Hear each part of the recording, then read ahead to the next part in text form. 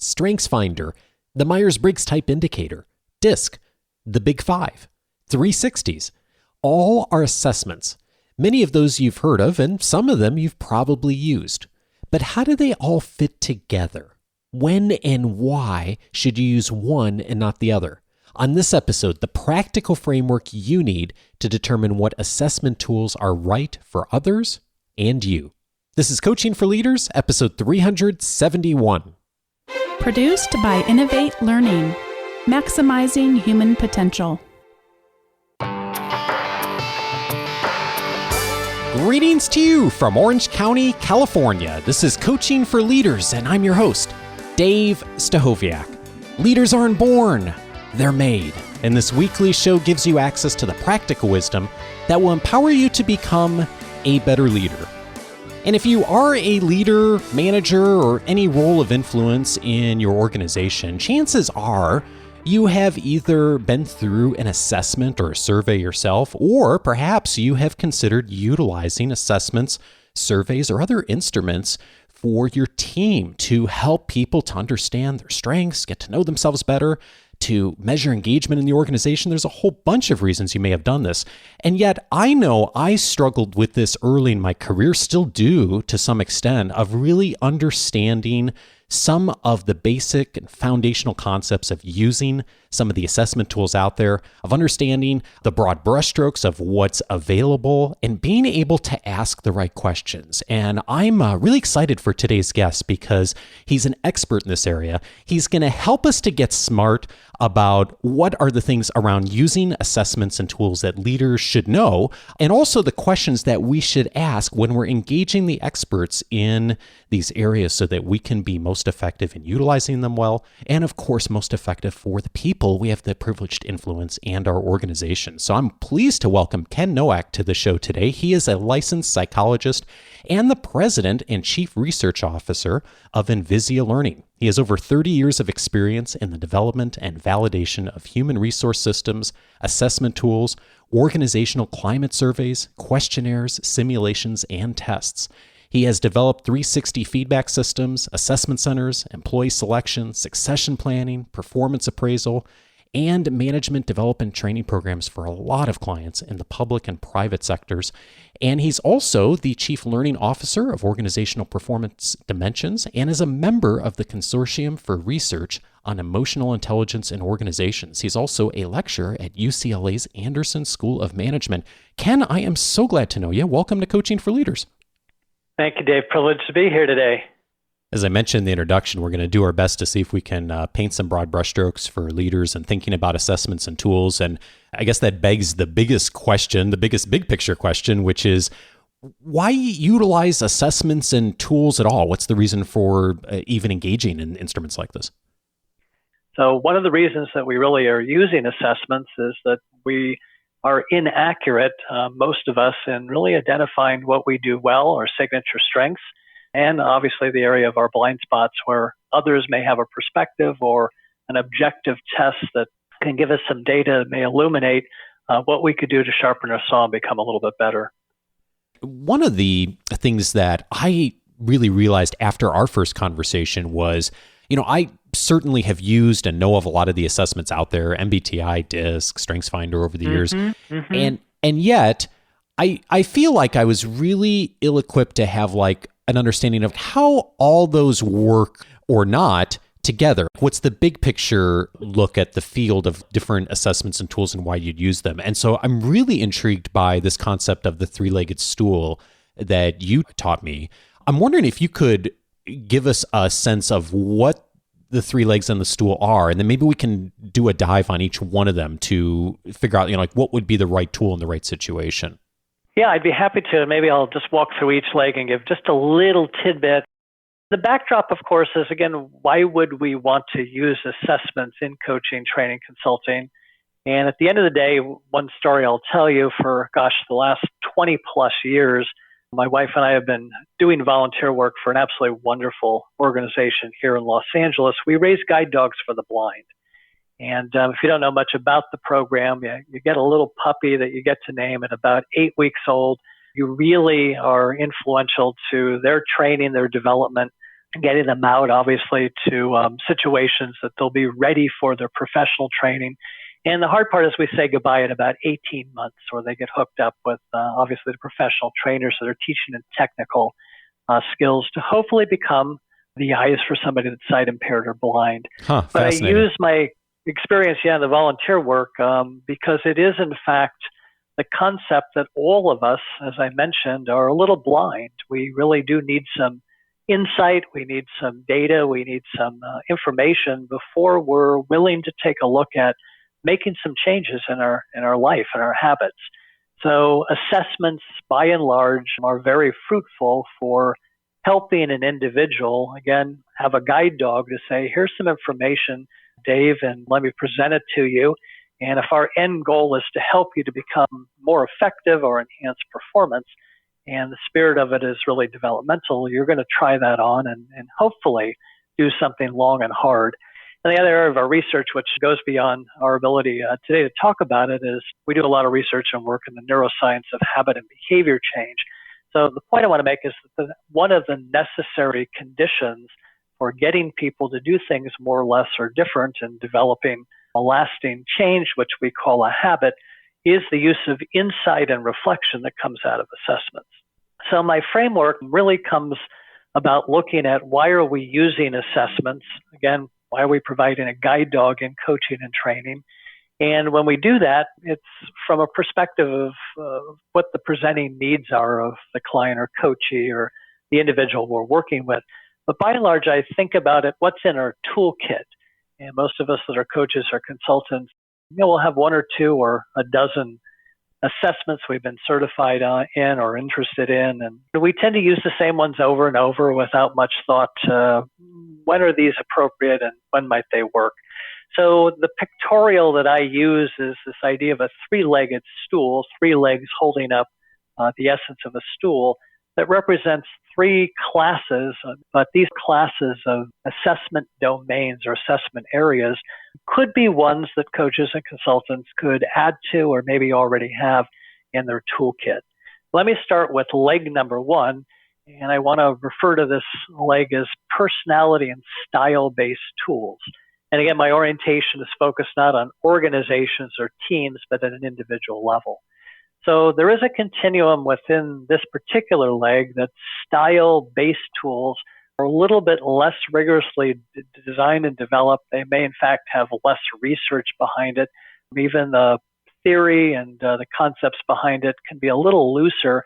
But at the end of the day, they're trying to provide a language or a typology to give back to a client so they can do what I keenly refer to as organizational marriage counseling with others in their life. So if you have your favorite Nice. style-based tool, whatever that may be, from a DISC to a FIRO-B to an MBTI to a dozen others that are out there that you really may like, strength deployment inventory, etc.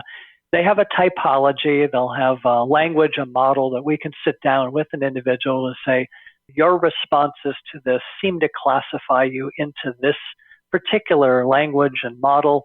And what we want to do is have you try it on and think about the extent to which you're accurate. And if so, great. And if not, maybe go get some data and feedback from others. Go check with others to say, gosh, does this resonate with your experience of me? And then we help that individual to say, well, using the same typology or model, let's go and play the game to say, what's your partner in life like? What's your boss like? What are your direct reports like? And where might there be similarities? Where might there be differences?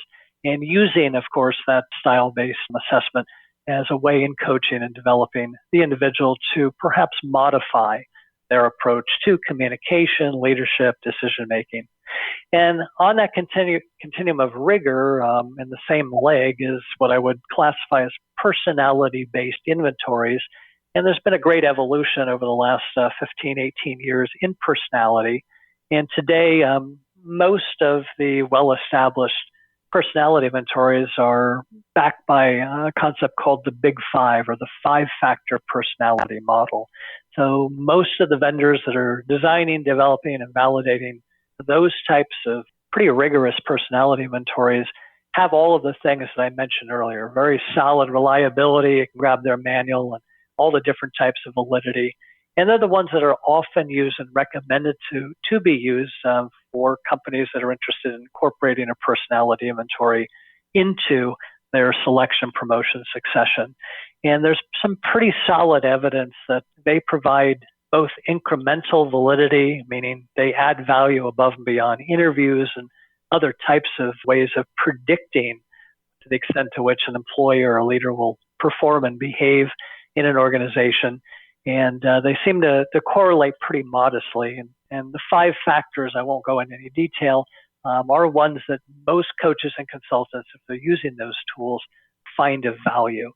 And with personality in general, one point I will make is that no matter what personality trait you want to throw out, in general, there's some pretty strong evidence that between maybe 10 to 40% of that personality is genetically predetermined, meaning we have a set point around personality. So there's some pretty strong research studies using identical twins raised in very different environments, brought back 20, 30, 40 years later, as a way that we can really take a look at where nurture and environment and parenting and schooling and all the good stuff that shapes us, what role does that play versus just plain genetics? So we do find that personality has a pretty strong genetic predisposition to it. That's point number 1. And point number 2 I want to make is that increasingly we're finding with personality, if you were to try to use that to predict performance or effectiveness, with almost everything we're finding today, what we're really seeing as curvilinear, meaning high score can be desirable, but too high of a score actually seems to be getting in the way of high performance, high effectiveness. And the other end of that continuum is if you're scoring very low on just about every personality quality, although there may be some desirable aspects to that, again, we're finding a pretty strong link that performance doesn't improve and effectiveness doesn't improve. So that's leg number 1, and there's lots of different tools out there, a lot of different vendors that have them. And for those of you listening today, we have, like many vendors, spent about 10 years developing a very validated and brief 5-factor personality inventory that we actually give away for free. And it's called the Innate Index. It's an adjective-based measure of the 5 factors of personality. And you can actually go to a website and just register and take that for yourself or for clients if you're a coach or consultant. And just type in talent tools, so 2 T's in plural, talenttools.org. When you get there, look for the Innate Index. And like I say, it's a good way to sort of try on, if you will, a personality more rigorously designed and developed and validated tool that might be of some interest and value. Yeah, this is great, Ken. And one of the things that I appreciate now that I know I didn't appreciate earlier in my career is there is a difference in validity and reliability and of some of these instruments, and instruments like the Myers-Briggs type indicator and DISC and some of the other ones are not as based in the research and some of the other things you've mentioned as the Big 5 framework, as you mentioned. And that is certainly emerging amongst researchers and psychologists as a very robust model. What's the indicator for a leader or an organization to utilize an assessment or tool out of this first leg of personality and style? Well, I love your question. We actually have written a book called, it's got a cute title called Clueless, Coaching People Who Just Don't Get It. We have a 2nd edition. And the model behind the book says at the end of the day, if we want to get any individual, if they're a leader or non-leader, to change, there are the 3 necessary conditions that need to occur. And we've got some cute titles for these as well. And we refer to this as our Enlighten, Encourage, and Enable model. But Enlighten is the idea of how do I give you information via assessments, via feedback that will get your attention and get you to say, gosh, I didn't realize that my personality leans in this way, or maybe I did, and I may be overusing that, causing havoc with my team. Or if we're using a 360, again, it's comparing and contrasting your view of reality to your boss or your direct reports or colleagues or peers. And again, getting that aha to say, well, I thought I was listening very, strongly, or I was very participative in staff meetings, but it doesn't look like in terms of the data that you've enlightened me that I'm doing that as much as I'm doing. Or again, if we're using other kinds of assessments, that would be the necessary condition to say, let's get your attention. We know that in and of itself is a necessary but not sufficient condition to want to do something with it. And then we move into the second stage, if you will, and it's kind of a readiness to change. And again, we use the language of encourage as the label for how do we get you up and move in that staircase of saying, interesting, to, yep, I really need to commit to modifying how I eat, working out more, not interrupting in meetings, not being authoritative, delegating more, not micromanaging. So again, think of that as a staircase from not really interested, thanks for sharing the information, I am what I am, it's made me very successful to be in this style and use the personality that I have, or to manage and lead in a manner that makes sense, to, again, that staircase that says, gosh, I really want to be effective, and my guide dog data is sharing and illuminating a blind spot I didn't know about. And the last stage is important because we call this enable, and behavior change is pretty lonely on one's own, so we need to build environmental supports, how to nudge people in a positive way to make their behavior goals pretty salient and maintain that motivation. But because of genetics, the reality and the elephant in the room is we all have genetic set points around capabilities. So short story, I'll just illustrate. One of my dreams growing up was, being born and raised in the Bay Area, was to play professional baseball. And I was pretty good when I was younger, and in fact went to a non-scholarship school at UC Davis for my scholarship work and got an opportunity to play baseball my first year. And Coach Swimley came over to me at the end of the year and said, Ken, we just love your attitude. We love how hard you practice. You're a solid player, but I think there may be something here on campus that's maybe even better for you for the next 3 years. And I kind of looked puzzled, wasn't too sure what the message was. And he said, Ken, we call it intramurals. And we both laughed, and I knew what he was saying to me in code, which is, interest and awareness and efforts only go so far. And it speaks to the second leg I'll bring up in a moment, called skills and ability. So I had, in a polite way, reached my ability set point, and no amount of further practice or coaching is going to get me to that next level. Everyone was bigger, stronger, and better, and I could field with the best of them. Couldn't hit. That was the end of my professional baseball career, or my illusions of that. So a long-winded answer, I think, to your question, that assessments give us that perspective of enlightening, illuminating, can move people on a readiness ladder to say, yep, get it, accept it, understand it, want to work on it. And then there's the realistic set point that some of us just have the capability of becoming much more effective, and the rest of us, like me, could be a solid intramural baseball player for the rest of my life and have a lot of fun, but in no way, shape, or form going to make it in the big leagues. What's the second leg?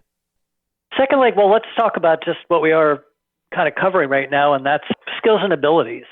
And at the end of the day, we find one point is that most of us aren't really accurate in determining how good we are at what we think we can do. So therefore, we need to have a little bit more objectivity around how to measure these things.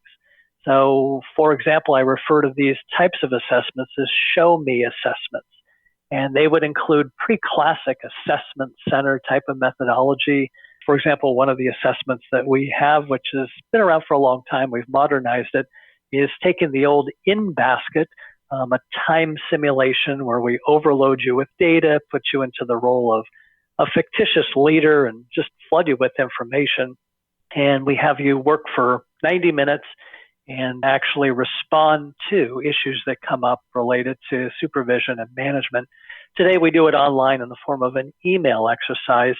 But the point is, you can't fake it. It's not a 1 to 5 or 1 to 7 scale where you say, yeah, I have high energy interacting with other people. We get to really objectively measure, did you go through the email in order? Did you see the connection between email number 3 and email number 17? They're purposely put in that order to see whether you can make connections. Were you able, with this exercise, to solve problems rapidly? Or did you say, gosh, with every one of these, I need to research and I'll get back to you later? So skills and abilities, again, have been a leg that we try to measure. Most coaches and consultants don't have really great tools to bring to an individual coaching gig or engagement unless they're using a 360 feedback. You can't easily put people into a day or multiple day assessment center or do simulations. Yet these are the ways that are more valid for really having people demonstrate or show, if you will, what they're doing. It gives you some fodder to say, okay, now who's the best fit here? That goes back to leg number 3 I want to talk about. With everything else being equal, what else is kind of an important leg to consider in coaching and training and consulting? Yeah, so what is leg number 3? So it is a combination of interests and values and motives. And for most of us, they're pretty fluid until we reach late adolescent, early adulthood. So if any listeners here have young kids and you ask them, hey, what do you want to be when you grow up? Every day it changes. I want to be an archaeologist today, and then a psychic tomorrow, and then a doctor on Saturday. And we go, okay, interesting. But when we get a little bit older, our interests and values and motives tend to become a little bit more solidified and become fairly stable for a large part of our life. And in general, there's not a lot of great adult assessments in this area. There's some classic ones we affiliate with school-based settings. They are used for adults as well. They're kind of general or holistic measures of what you get off on, what you like. And we could do that through validated tests like the Strong Occupational Interest Inventory. We could use card sorts. But most commonly, we use interviews to say, hey, Dave, tell me about what you enjoy and what your passions are and what you think you do well. We use that data and in our own way categorize that to say, well, that's a pretty good fit. But these are, in fact, in the old days, had a reputation of being pretty weak predictors of job performance. And today we're really, in reanalyzing the data, finding that asking specific interests and motives that tie back to the job that you're looking at actually are pretty fair at predicting actual performance on the job, with the idea that we will often develop competence in things that we find enjoyable. So again, there's a correlation. That doesn't mean there's a perfect fit. In general, interests and values and motives are very, very strongly correlated and are good predictors of satisfaction and engagement. So there are things that we all do in the world of work and life that we can say, I don't really get off on this, but I have to do it. And we may or may not be very good at it. But nonetheless, it's part of our job responsibilities and job roles. But if that were 100% of what we ask you to do every day, again, if you had the skill set to do it well, eventually you're going to wake up in the morning and say, this is not for me. This is not an interest area. So an example is one of our career assessments, also available at that talenttools.org. We have a validated free tool called the Career Profile Inventory. And one of the scales it measures is a concept we call career path preference. And it won't tell you anything about how good you'll be or effective you'll be or how far you'll go in life, but it gives you a measure with the cluster of interests and values and motives. What kind of career path would align to maximize your engagement and satisfaction? So 2 scales, just real example that we measure. There's 4 total. One of them is called a managerial or leadership career path preference. People that get off on directing others and wanting to move in an organizational hierarchy. But at the end of the day, the primary motive of these people is power. It doesn't have to be coercive, but they like the idea of creating a vision of a better tomorrow and getting people to follow them. They like directing. They like asserting. So they resonate with that. If you put them in a role, they tend to be proactive and are the first to open their mouth and say, hey, I got an idea. Why don't we do this or that? And the second career path preference are people that don't have any of that in their makeup. In fact, they love doing the same thing over and over and better. And when you might ask them, run into the street or sit next to them in place, hey, what do you do? They don't tell you what they do. They tell you who they are. Oh, I'm an attorney. I'm an engineer. I'm a fill in the blank. So those are people that stay in one occupational field or profession for many, many, many moons. And they're all about being experts at their craft. And we call these people independent contributors or specialists. The point I want to make is that they're wired differently. And when we look at clusters of interests and values and motives, we often find that people will tell us on this assessment, and we measure where people are versus where they'd like to be. We'll look at folks that are in leadership roles, and we find 5 to 15% will answer this particular assessment, and the cluster of interests and values and motives are the exact opposite of wanting to lead and direct and supervise. They really kind of got pushed up the organizational hierarchy because they were really good at what they did, and the organization didn't really know what to do with them. And so they made the great suggestion of, why don't you become a leader? Maybe they were a nurse and a great nurse practitioner or registered nurse, and somebody teased them to say, hey, you've got great communication skills, great influence skills, people really love you. Why don't you think about nurse management? They go, okay. And again, the perks and benefits and autonomy and control and all the good rewards we could send their way might prompt them to want to move into a more linear or managerial leadership role. But again, if we're doing coaching and consulting, and those are the 5, 10, 15% of our clients that look us in the eye and go, I can't stand the role I'm in. I'm not happy.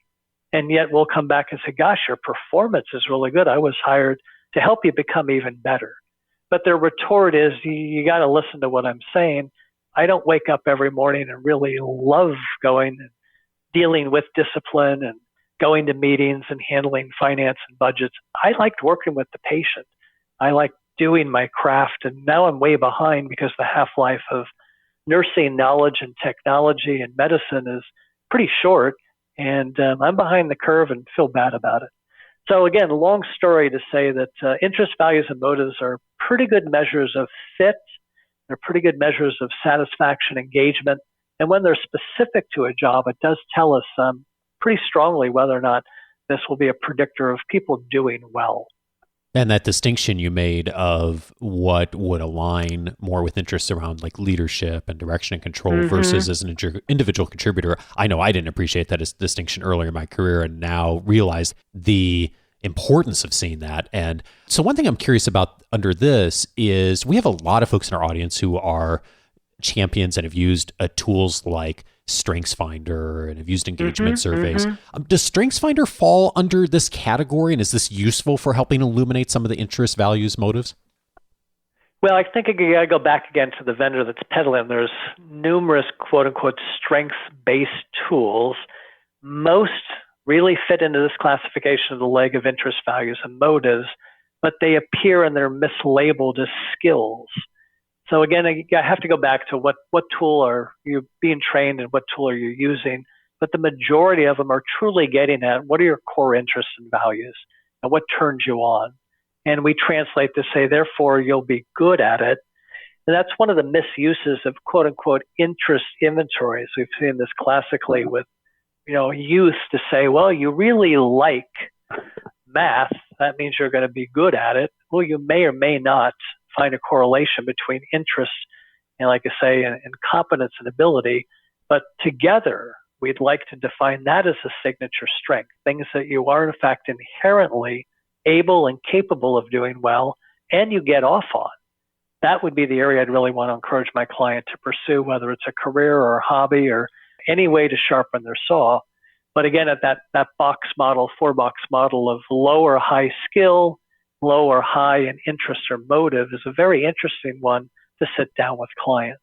But I think, again, what you're referring to is the kind of the classic, Clifton and Gallup StrengthsFinder. Truly, they're much more around this leg of interest and values and motives than truly trying to measure, are you good at this? Do you have inherent capabilities or skills? Yeah, well, that's a really helpful distinction, and one that I've appreciated about some of the career assessments before is that someone will take a career assessment and they'll say, oh, I should be a pilot. Right. And so I think what I'm hearing you say is what it's showing is that your interests may be aligned or correlated with others out there who are pilots, but it doesn't necessarily mean that you're going to be a good pilot, right?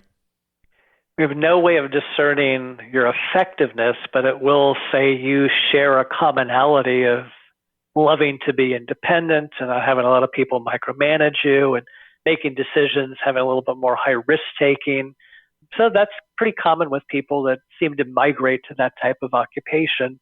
And in classic careering, we would affiliate that with a particular, quote unquote, we call it a personality type. It's not like the MBTI, but we can in fact classify people's core personality to say these are folks that are fairly similar.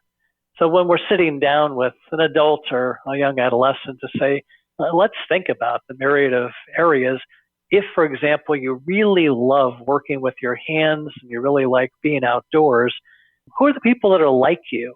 And what are the kinds of occupations and fields that those attributes that seem to describe what you think you really get off on, should you look into? Whether or not you have the capabilities and skills that go within those roles, another question that goes back to the leg of skills and abilities. Let's try to measure for that. So this is a real interesting, difference. And if in fact the quote unquote strength-based tools are claiming to measure skills and ability, again, I go back to that leg to say that self-assessment of skills and ability weakly correlates with true skills and ability. Most of us don't know and aren't very accurate in rating and knowing what we do real well. And part of the power of using and getting value from assessments, both you're saying, and I think I have this appreciation as well, is understanding limitations. Because if you understand the limitations of these, then they become really useful in the things that they actually are intended to illuminate. Well, there's so much here that we have not even begun to explore in this conversation. So 2 resources that are going to be really helpful to folks. One is the link you've mentioned a couple times, Ken. I think that's going to be useful for almost everyone in our audience of being able to utilize some of these free tools you've made available in these different legs that folks can go utilize and get some additional perspective on. And then I'm also conscious of your main site, Envisia Learning, and there's a subset of our audience that is thinking about, wow, I'd like to engage with you or folks in your organization about learning more about this or potentially being helpful with some of these tools. Could you tell us a little bit about the links for both and what folks can expect if they get there? Yeah, again, the free validated tools we have is at talenttools.org, and the 3 I've kind of alluded to. We have a free 5-factor personality inventory called the Innate Index, a career tool that really is designed for working adults. So for those of you that are independent contributors, coaches, and consultants, it doesn't fit for you to take, but you can go through and take a look at the sample report, and the concepts behind it would be quite powerful maybe to use with your clients. That's called the Career Profile Inventory. And the third one I mentioned that we're giving away is a subscale of our broader stress and health risk appraisal published by Western Psychological Services, but it's called the Resilience Inventory. And our main website, Envisia Learning, ENVISIA learning.com. So you can find links to any of those. And like I say, hopefully what we've covered today gives you a little idea on just the background of these labels of reliability, validity, norming.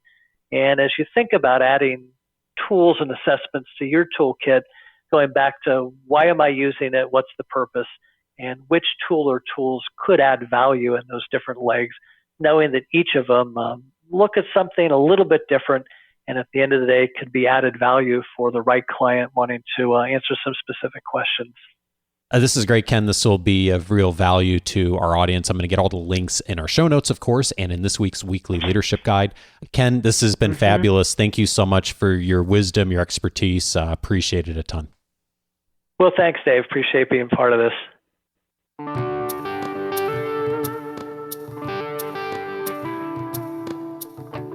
Like many of you, I've taken many of the assessments that we talked about in this conversation and have administered a number of them as well over the years. And I've heard varying stories and models and theories over the years of how some of them relate to each other. But this is really the first time I've been able to kind of put the whole picture together. Thank you, Ken, for the perspective that you've given us and your expertise. I'm going to be including all the links that he mentioned for assessments on his site here in the notes, and those will go out in the weekly leadership guide as well.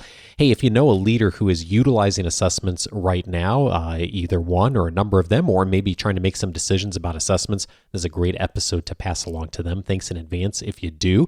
A few related episodes to today's conversation. Way back on episode 44, I had Susan Cain on. She talked about the power of introverts. We featured her book, Quiet, The the power of introverts in a world that can't stop talking. Of course, we talked about the dichotomy of extroversion and introversion in that episode. And if you go back and listen to episode 44, you'll also find the next several episodes really dive in on some of the dichotomies that are featured in one of the assessments we talked about today, the Myers-Briggs Type Indicator, episode 43. And then 45, 46, and 47 all go into those different dichotomies. That will be helpful to you if you're looking for some more perspective on personality, especially around MBTI.